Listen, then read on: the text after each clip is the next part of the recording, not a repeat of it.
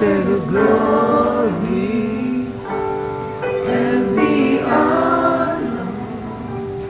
Lord, we lift our hands in worship as we glorify your name. For you are great, you do miracles so great. There is no one else like you. There is no one else like you. For you are great, you do miracles so great. There is no one else like you. There is no one else like you. And you deserve the mo ang himaya, kadungganan, Lord. Ipataas sa kamot sa pagsimpan, malanggulay lungkot ng halal ka. Pinagluso ka na Diyos, walay sama ka nito. Walay sama ka nito, ang halal ka. Pinagluso ka na Diyos, walay sama ka nito. Walay sama ka dito. No one else like you. You are above all and in all. You are everything, O Lord Jesus. No one can compare to the miracles that you have done in our lives. Nothing can compare, O Lord Jesus, for everything and the things that you're about to do in our lives, O Father. We are so blessed to have you in our lives, O Lord Jesus. And Lord, today, O Lord God, that everything that we do, it will become a sweet aroma before your throne, O Father, because this is the only thing that we can do to you, O Lord God. We cannot outgive you, O Lord God, because everything that we have and everything that is on earth and above belongs to you, O Lord God. So Lord, tawata ang among mga pagdaig, O Diyos, kaya wala na ilalim pa na ang pagkatugbawan sa among pangalan, kundi lamang ikaw, O Diyos. For you and you alone, you deserve all the glory, the honor, and adoration of Father. We praise your name, and all the people of God will clap their hands and shout, Amen and Amen. Further ado ngayon, I will just going to give to you my objective unsa ang tumong sa akong mensahe karon, and I know for sure that this is the message from the Lord nga para sa atoa. We are so blessed last Sunday, ikitagaan ta og nindot kay mensahe sa Ginoo. It's all about trusting God. This time ato ding sumpayan kay ngano man kanang word nga trust may nungdanon kay na sa mga believer. Amen. Mag-unsa man ang atong pagkakristohanon kung wa tay pagtuo o wala tay gitibuhan. Amen. So, but this time, my dear brothers and sisters of the Lord, I will give you my 3 objectives. Number 1, to direct and navigate congregation why we trust God. Ang akong tinguha nga dadpon ko kamo o kitang tanan nganong nisalig man ta sa Dios. Amen. Ikaduhang objective nato is to consolidate one's belief why trusting God is makes sense. Kay para lig-uno nato ang atong pagtuo nganong ang pagsalig nato sa Ginoo dako kayo kahimuan. Ikatulo, to consider His mighty acts that propel us to put our trust in Him. Atong ikonsiderar, atong aninawon, atong tan-awon balik kung unsa ang mga gipangbuhat sa Dios nga mao gani magtukmod nato nganong kinahanglan natong ibutang ang atong pagsalig sa Ginoo. Tanang tulo ka objective mao na kong gitinguha nga maabot sa atoa. Ngano man kay bisan unsaon pa nato balik-balik pagbasa ang Matthew 6:33 or sa tanang chapter sa Matthew 6 about worries. Pero naagi panahon nga magmagul-anon ta o magalakon ta. But the thing is, ang gusto sa Ginoo nga doon na siya ipaabot nga mensahe nato karon regarding why we need to trust God. Now, nato ibasahon diri, ngayon sa diri ang atong title mao ni siya. Basa tanan. That's my God, dare to trust. Unsay Bisaya anang dare to trust? Very good. Mao na say Bisaya anang dare to trust. Unsa tay Bisaya anang dare? Very good. Mao na siya. In other words, be brave enough to trust. Be courageous enough to trust. Maingon gani kag dare, kinahanglan maisugon ka nga suway og sanig. And that's the thing. Kani siya nga topic, ako na ning gisumpay kay ngano man na-connect siya kung unsa akong gimensahe last time about that's my God. Na atay mga punto karon kay gisugdan man ni Pastor Mio about how we trust the Lord. Ako sa ing sumpayan is dare to trust. Why we need to dare to trust the Lord? Trust kuno is a choice. Hello? Kanang imong gilingkuran nga bangko karon, it is your choice to trust. Naa sa imong pagpili o sa imong desisyon karon nga musalig ba ka sa bangko nga imong gilingkuran. Kaya kung di ka musalig na, what will you do? Di jud nimo ihatag ang tanan nimong bugat sa bangko nga imong gilingkuran nga naman wa makay salig. And the same thing, the trust kuno is a choice to rely on God and put faith into practice. And another thing, ingon sa diri, trusting, basa tanan. Trusting is hard. Correct dili? Purting correct ka. Sumpay. Knowing who to trust even harder. Akong dinisipon. Ang pagsalig ko no, lisod.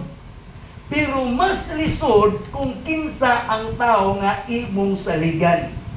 Tinood? Mao bitaw lang daghan kay masakitan kay nga naman wa sila kibaw sa tao nga ilang gisaligan.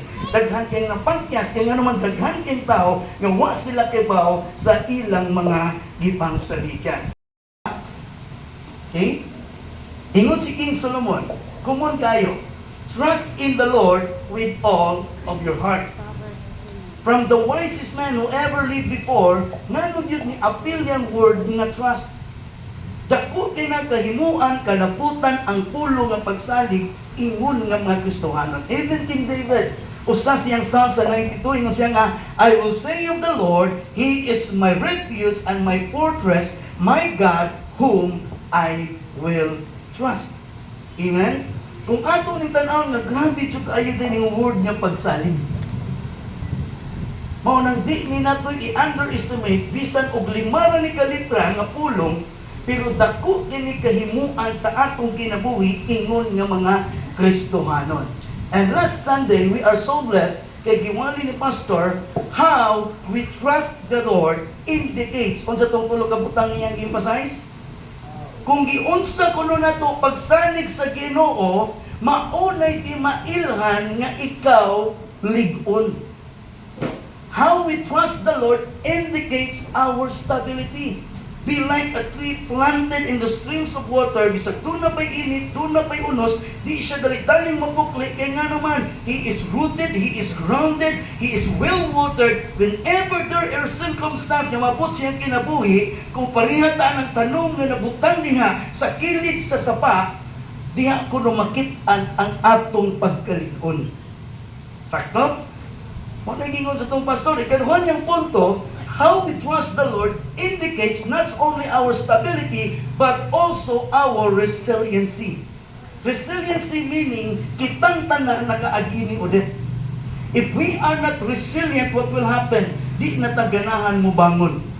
Mawagtangan na tagpaglaom. The same thing, if we are like a tree planted in the streams of water, dunay tag-init, dunay unos nga moabot, bisag unsa mang hagit nga moabot sa kinabuhi. If our trust is founded in God, then we are resilient, meaning mubarog, mubangon, mupadayon kita.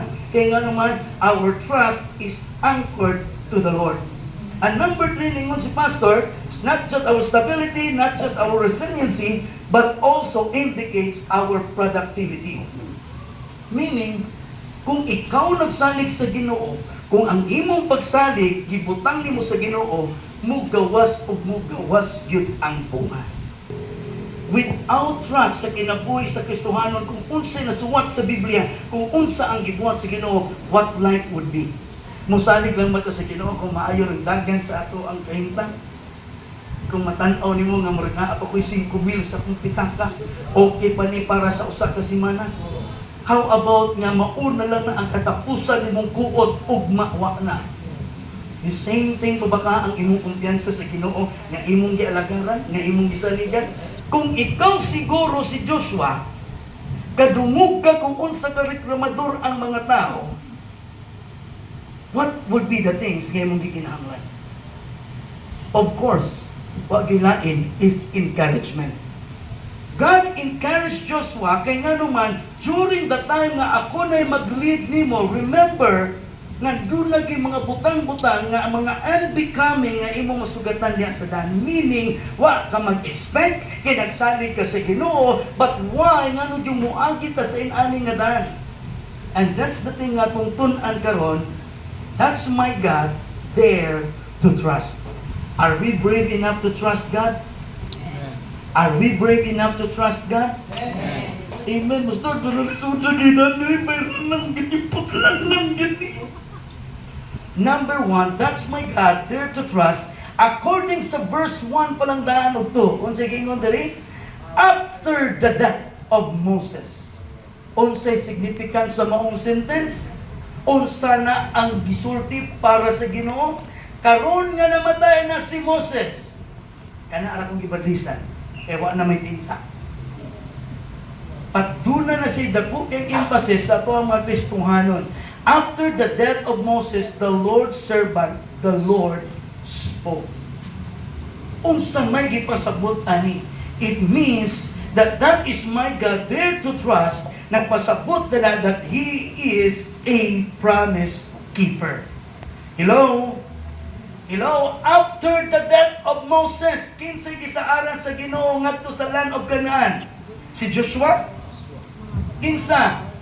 Una ni Moses, kay nga naman ang Ginoo, nag-ekstorya ni Moses, gigamit sa Ginoo si Moses, mauna yung plano sa katawan sa Israel, kay para iyang pagkauson nga to sa land of slavery from Egypt, iyang dandoon dito sa land with flowing of milk and honey. But the thing is, namatay na si Moses. In other words, this signify that after the death of Moses, it means nga bisan nga matay na tong tao nga gisaaran sa Ginoo, pero yang saad sa katawhan dili gyud niya pakyason. Because the God whom we trust, He is a promise keeper. Kay siya man ang promise keeper, kinsa nag-inumbro niya sa story ni Solomon o ni David. Di mag-ingnan siya sa Ginoo nga, David, gikan sa imuha, ikaw ang magtukod og templo para nako. Kinsay nakabuhat sa templo? Ha? Solomon ang kinsa? Solomon. Pero kinsay gisaaran? David. Nakita na ko. Gusto pa gid mo laing proof? Panahon sa Garden of Eden, unsay giingon sa Ginoo ngadto sa serpente, ikaw serpente, mao man imong gibuhat pagbantay kay babay sa imong makontrapohon. Kay pinaagi sa babay, ipaagi nako dito nga akong gahom, akong ipatuman, akong patubuon, ug akong ipagawas ang manluluwas sa kalibutan, and that is Jesus. He is a promise keeper. Whatever the things nga imong giampo sa Ginoo, or maybe God promising you, di man may tabo sa atong kinabuhi, but for sure it will happen.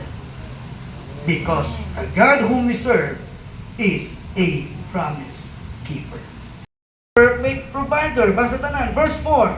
From the Negev wilderness, in the south to the Lebanon mountains, in the north from the Euphrates River, in the east to the Mediterranean Sea, in the west including all the land of the Hittites. Nagsige kog basa bang Lord, unsay emphasis aning verse? Nga wa may West Philippine Sea.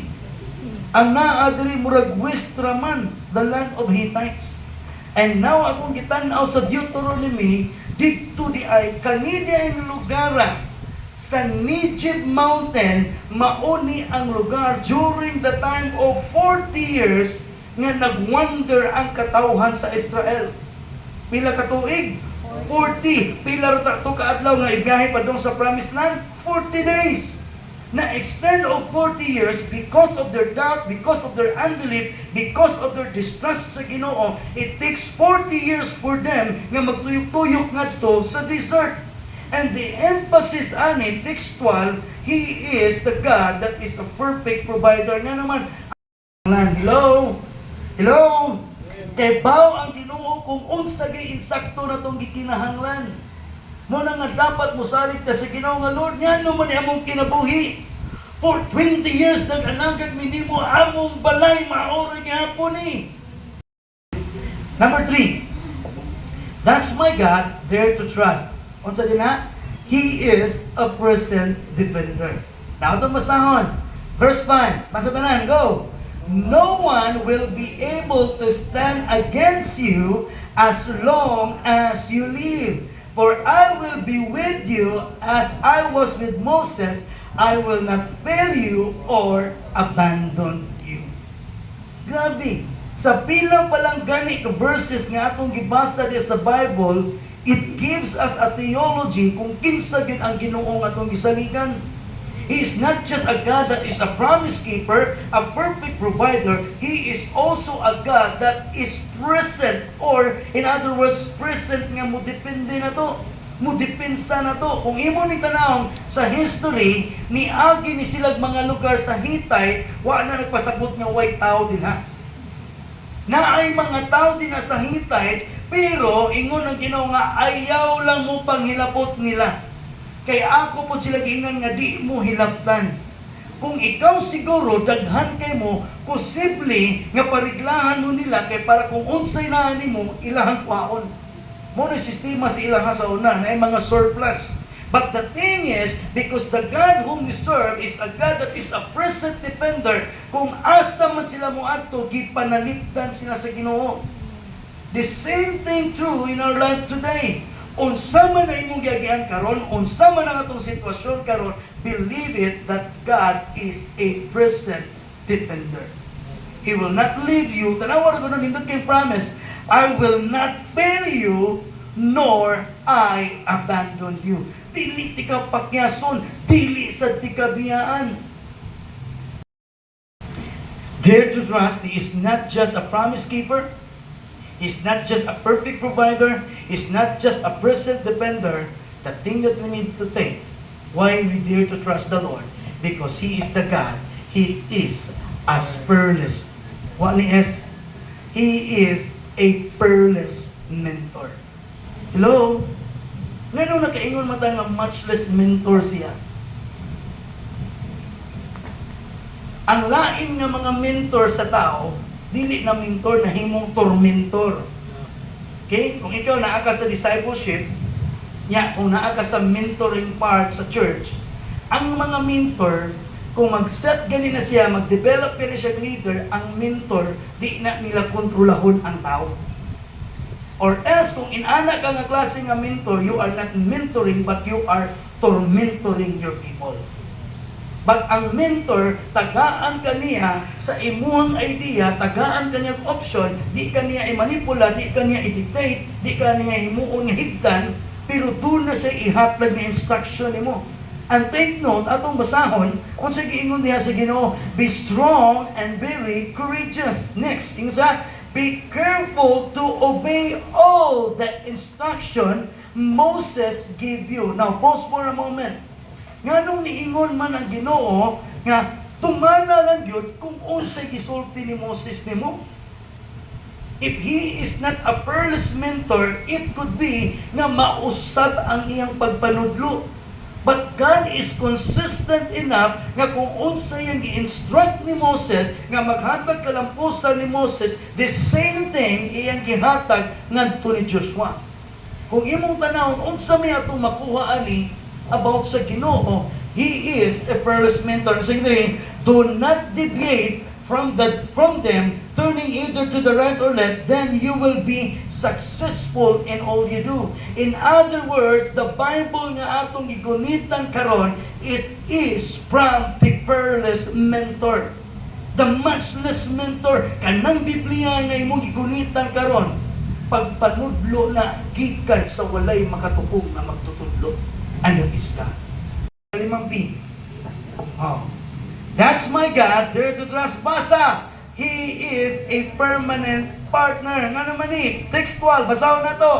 This is my command, be strong and courageous. Do not be afraid or discouraged. Basa tanan. For the Lord your God is with you wherever you go. Nganong iya haman yun ning gisulti para masabtan ni Joshua kay bawo ko nga dako ni nga tahas imong dadoon karon. But I want also nga imong masabtan nga kung asa makamaadto, ako ang permanenteng mag-uban kanimo. Hello? Kinsa man ang atong perfect partner, kinsa man atong permanent partner sa atong kinabuhi. Yes, na atay mga asawa, pero naay mga panahon nga dili ta nakinahanglan sa atong asawa sa panahon nga naatay problema. Kasagaran mo adto kita sa hilom nga lugar, mo tiyapaw jud ka nga, Lord, I need you. And He is always there. That the God whom we trust, He is a promise keeper, He is a perfect provider, He is a present defender, and He is a fearless mentor. And number 5, our God whom we trust, He is our permanent partner. Unsa man ang atong problema karon mga igsuon, rest assured, wa ka mag-inusara na ang Dios kauban nato. As a conclusion, dunay usa ka ganahan gid kong kanta gikan ni siya ni Bobby Mason. Ingon si Bobby Mason, if you don't understand and if you don't see His plan and if you can't trace His hand, trust His heart. Ningon siya siyang kanta kay kani si Bobby Mason, usa na siya ka cancer fighter. Nya kani nga kanta na compose ni inspiration sa pastor sa laing lugar. Tungod kay doon na sila kasinatian nga problema, din na come up nila ang lyrics sa kanta. O gitaytulan nila og trust His heart. Kaya nga naman, niingon siya nga, if you don't understand, if you don't see His plan, if you can't trace His hand, trust His heart. Unsa man ang atong nagian sa atong kinabuhi karon mga igsuon, makatuaw ba bata nga musalig ta kung unsay pinitik sa kasing-kasing sa Dios. Remember nga tanang heartbeat sa Ginoo, it's for our own good. Nothing more, nothing less. Is that the God whom we trust? He is a promise keeper. He is a perfect provider, a present defender, fearless mentor, napabatay pangitao. That's the reason why David said, Psalms 23, niya siya nga, the Lord is my shepherd, and I shall not be in want.